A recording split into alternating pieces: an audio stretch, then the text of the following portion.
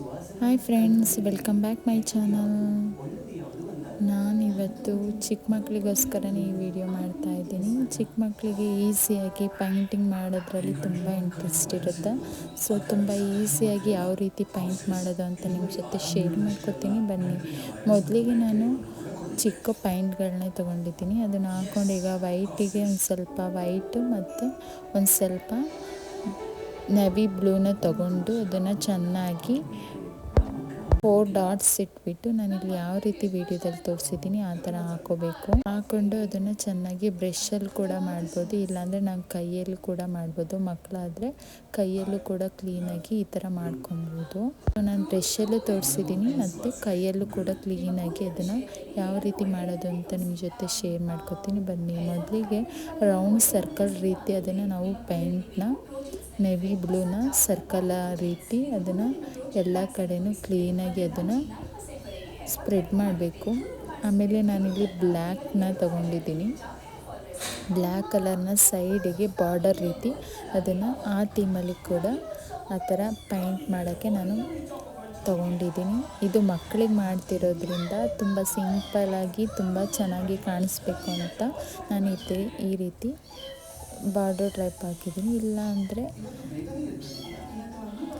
ದೊಡ್ಡವರು ಅಥವಾ ಅಫಿಷಿಯಲ್ಗಳಿಗೆ ಪೈಂಟ್ಗಳು ಮಾಡಬೇಕು ಅಂತಂದರೆ ಈ ರೀತಿ ಬಾರ್ಡ್ರು ರೀತಿ ಏನು ಹಾಕ್ಕೊಳ್ದಲೇ ಸ್ವಲ್ಪ ಡಾರ್ಕ್ನೆಸ್ ಮತ್ತೊಂದು ಸ್ವಲ್ಪ ಲೈಟ್ನಲ್ಲಿ ರೌಂಡ್ ಶೇಪ್ ಮಾಡಿಕೊಂಡ್ರೆ ಇನ್ನೂ ಕ್ಲೀನಾಗಿ ಬರುತ್ತೆ. ಇದು ಮಕ್ಕಳಿಗೋಸ್ಕರ ಮಾಡ್ತಿರೋದ್ರಿಂದ ತುಂಬ ಸಿಂಪಲ್ಲಾಗಿ ಇದನ್ನು ಯಾವ ರೀತಿ ಮಾಡೋದು ಅಂತ ನಿಮ್ಮ ಜೊತೆ ಶೇರ್ ಮಾಡ್ಕೊತೀನಿ. ಬ್ಲ್ಯಾಕ್ ಕಲರಲ್ಲಿ ಅದನ್ನು ಬ್ರಷಲ್ಲಿ ಸೈಡಿಗೆ ಬಾರ್ಡರ್ ಲೈನ್ ಹಾಕ್ಕೊಂಡು ಇದನ್ನು ಚೆನ್ನಾಗಿ ಎಲ್ಲ ಕಡೆ ಸ್ಪ್ರೆಡ್ ಮಾಡ್ಕೊತಾ ಇದ್ದೀನಿ. ನಾವಿಲ್ಲಿ ರೌಂಡ್ ಶೇಪಲ್ಲಿ ಥರ ಸರ್ಕಲ್ ರೀತಿ ಇದನ್ನು ಪೈಂಟ್ ಮಾಡ್ಕೋಬೇಕು, ಯಾಕಂದರೆ ಅದು ನಾವು ಮೂನ್ ಥೀಮಲ್ಲಿ ಮಾಡ್ತಾ ಇರೋದ್ರಿಂದ ಅದು ತುಂಬ ಚೆನ್ನಾಗಿ ಕಾಣಿಸುತ್ತೆ. ನೈಟ್ ರೀತಿ ಅದು ಬರಬೇಕು ಅಂತ ಹೇಳಿ ಅದನ್ನು ಕ್ಲೀನಾಗಿ ರೌಂಡ್ ಶೇಪಲ್ಲಿ ಅದನ್ನು ನಾನು ಪೈಂಟ್ ಮಾಡ್ಕೊತಾ ಇದ್ದೀನಿ.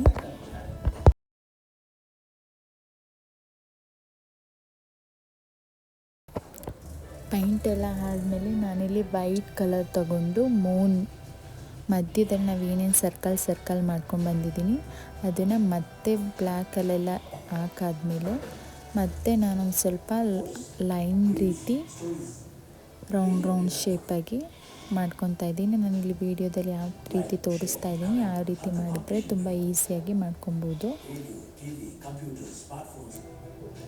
ಹಾಕ್ಕೊಂಡು ಈಗ ಚೆನ್ನಾಗಿ ಸ್ಪ್ರೆಡ್ ಮಾಡ್ಕೊಳ್ಳೋಣ.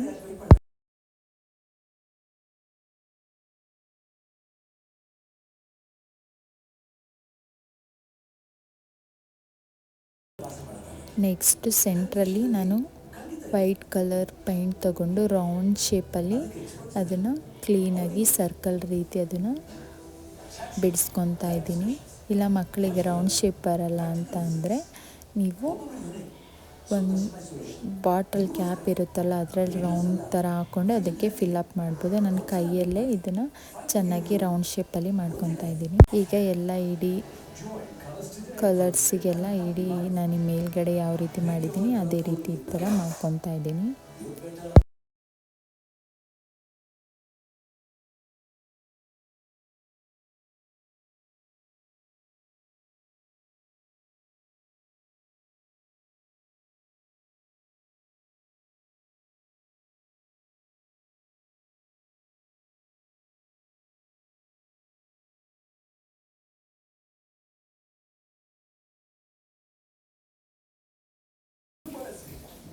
ಅದೆಲ್ಲ ಮಾಡಾದಮೇಲೆ ನಾನು ಮೂನ್ಗೆ ಒಂದು ಸ್ವಲ್ಪ ಲೈಟ್ ಬ್ಲೂ ಕಲರ್ನ ಹಾಕ್ಕೊತಾ ಇದ್ದೀನಿ. ಈ ಥರ ಹಾಕ್ಕೊಂಡ್ರೆ ನೈಟ್ ಥರ ಥೀಮ್ ಚೆನ್ನಾಗಿ ಬರುತ್ತೆ. ಮತ್ತು ಕೆಳಗಡೆ ಆದರೂ ಶ್ಯಾಡೋ ಬೀಳಬೇಕು ಅಂತ ಹೇಳಿ ವೈಟ್ ಕಲರಲ್ಲಿ ನಾನು ಈ ಥರ ಸರ್ಕಲ್ ರೀತಿ ಮಾಡ್ಕೊತಾ ಇದ್ದೀನಿ. ಈ ಥರ ಮಾಡಿಕೊಂಡ್ರೆ ತುಂಬ ಚೆನ್ನಾಗಿ ಬರುತ್ತೆ. ಈಗ ಲೈಟ್ ಬ್ಲೂ ಕಲರಲ್ಲಿ ನಾನು ಹಾಕ್ಕೊತಾ ಇದ್ದೀನಿ. ಈಗ ಲೈಟ್ ಬ್ಲೂನಲ್ಲಿ ಡಾಟ್ ಹಾಕ್ಕೊಂಡು ಇವಾಗ ಅದ್ರ ಮೇಲೆ ಸ್ಟಾರ್ ರೀತಿ ಅಥವಾ ವೈಟ್ ಕಲರ್ನ ಸ್ಟೋನ್ ಡಾಟ್ ಇಟ್ಕೊತಾ ಇದ್ದೀನಿ. ಈ ಥರ ಹಾಕೊಳ್ಳೋದ್ರಿಂದ ಪೈಂಟಿಗೆ ತುಂಬ ಲುಕ್ ಬರುತ್ತೆ. ನೆಕ್ಸ್ಟ್ ಆ ಡಾಟ್ ಎಲ್ಲ ಇಟ್ಕೊಂಡಾದ್ಮೇಲೆ ನಾನಿಲ್ಲಿ ಬ್ಲ್ಯಾಕ್ ಕಲರಲ್ಲಿ ಮರ ಟೈಪ್ ಅದನ್ನು ಡ್ರಾ ಮಾಡ್ಕೊತಾ ಇದ್ದೀನಿ. ಇಷ್ಟೇ, ತುಂಬ ಈಸಿಯಾಗಿ ಮಾಡ್ಕೊಬೋದು. ನಾನಿಲ್ಲಿ ಯಾವ ರೀತಿ ತೋರಿಸಿದ್ದೀನಿ ಆ ಥರ ಮಾಡ್ಕೊಬೋದು. ಇಲ್ಲ ನೀವು ಇದೇ ಥರ ಇಟ್ಕೊಂಡ್ರೂ ಕೂಡ ಆಗುತ್ತೆ. ಇಲ್ಲಾಂದರೆ ನಾವು ಎಲೆನೂ ಕೂಡ ಬಿಡಿಸ್ಬೇಕು ಅಂದರೆ ನಾನಿಲ್ಲಿ ಯಾವ ರೀತಿ ಬಿಡಿಸ್ಕೊಂಡಿದ್ದೀನಿ ಆ ರೀತಿ ಬಿಡಿಸ್ಕೊಬೇಕು. ಎಲ್ಲ ಕೊಂಬೆಗೂ ಕೂಡ ಇದೇ ರೀತಿ ಡ್ರಾ ಮಾಡಿಕೊಂಡ್ರೆ ಆಲ್ಮೋಸ್ಟ್ ಪೈಂಟಿಂಗ್ ಮುಗ್ದೇ ಹೋಗುತ್ತೆ. ಆಲ್ರೆಡಿ ಈ ಪೈಂಟಿಂಗು ಮುಗ್ದೇ ಹೋಯಿತು. ನಾನು ಎಲ್ಲ ಕೊಂಬೆಗೂ ಕೂಡ ಎಲೆ ರೀತಿ ಅದನ್ನು ಚೆನ್ನಾಗಿ ಡ್ರಾ ಮಾಡ್ಕೊತಾ ಇದ್ದೀನಿ. ಈ ಥರ ಮಾಡಿಕೊಂಡ್ರೆ ಸಿಂಪಲ್ಲಾಗಿ ತುಂಬ ಕ್ಲೀನಾಗಿ ಬರುತ್ತೆ ಪೈಂಟ್. ನೋಡಿದ್ರಲ್ಲ, ತುಂಬ ಈಸಿಯಾಗಿ ಈ ಪೈಂಟು ರೆಡಿ ಆಗುತ್ತೆ. ನೀವು ಟ್ರೈ ಮಾಡಿ, ತುಂಬ ಚೆನ್ನಾಗಿರುತ್ತೆ. ಯಾರಿನ್ನ ಸಬ್ಸ್ಕ್ರೈಬ್ ಮಾಡ್ದಲೇ ನೋಡ್ತಾ ಇದ್ದೀರಾ, ಸಬ್ಸ್ಕ್ರೈಬ್ ಮಾಡ್ಕೊಳ್ಳಿ. ಇನ್ನೊಂದು ವಿಡಿಯೋ ಜೊತೆ ಸಿಗ್ತೀನಿ. ಅಲ್ಲಿವರೆಗೂ ಕಾಯ್ತಾ ಇರಿ. ಬಾಯ್.